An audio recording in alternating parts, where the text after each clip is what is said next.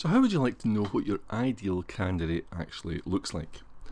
Well, that's what you use Success Profile Builder for, and with this tool you can discover what it is you should be looking for in your ideal candidate.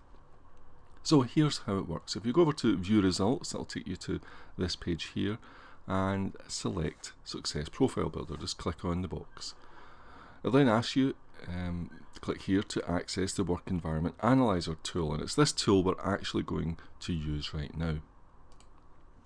Now, the theory behind this is quite simple. There are some personality types that will cope and thrive in your work environment, and most other personality types will struggle to cope with your work environment. Your ideal scenario, therefore, is to find those candidates who can cope best with the work environment that you're actually offering. Now, this is a long way from the generic approach to this, which is the job title is salesperson, therefore you need this type of personality, regardless of where you are in the world or what company you're in. That simply doesn't make sense. Work environments vary, and largely they are affected by the line manager. So what the Work Environment Analyzer does is it asks the line manager to describe the work environment that they have in terms of psychology. Now, to do that we use this tool, and there are two ways to create a new work environment. You can click on this box here, or you can copy and paste this URL and send it to the line manager. So the line manager doesn't need to log in, doesn't need to have access to the control room to be able to do this. And what the line manager gets is this questionnaire. Now again, this is a psychological questionnaire, it's a forced choice questionnaire, but it's quite short. There's only 5 questions, and you simply go through selecting what's most, what's least, etc. Upon completion of the questionnaire, you're then presented with this very short registration form where you get to give a name to this work environment analysis. Typically you would use the job title that you're actually looking at.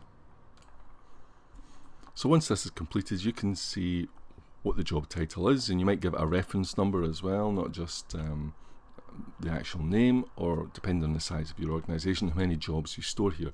Ideally you would have an analysis for every job title within your organization.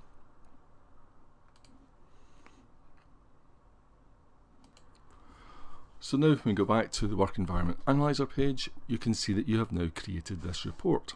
And there's the details that we just entered, the name of the job title, when it was created, and who created it. Now let's click and view the report.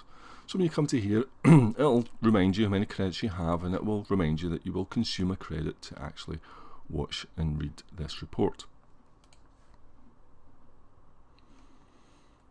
So here's the report itself.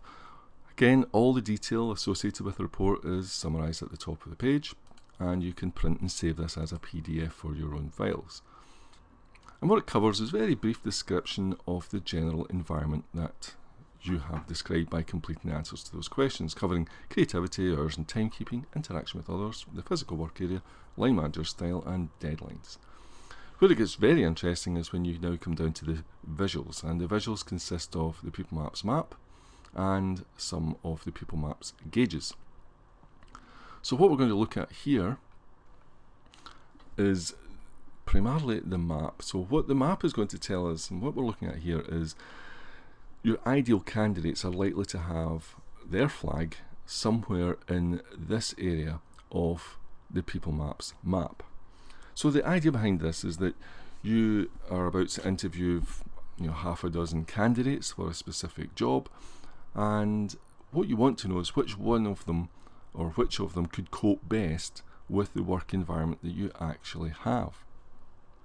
And the ones whose own flag, when you look at their map, is in this general area, they're the ones who will cope best.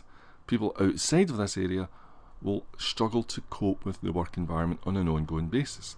And this is purely to do with their personality, psychology, and its compatibility with the actual work environment you have.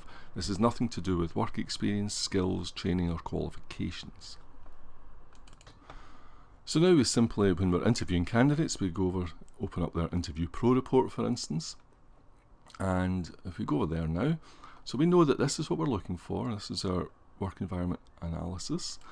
And if we go to the candidates report, so here's the candidates report. In this case, it's just the interview guide, the general interview guide, and we can look at their map. And let's find the flag. So here's the flag here. It's over in the south east of the map. Now, how does that compare with what we were looking at? Well, we were looking here in the south west of the map is our ideal scenario. So it's not a million miles away, but if there was a candidate in this side of the river here, that would probably be a better bet in the long run because they would cope better with the work environment. So why does this compatibility with work environment matter? Well, essentially this is what determines the longevity. This is largely what affects your staff turnover and your staff performance. This is how effective managers are or not.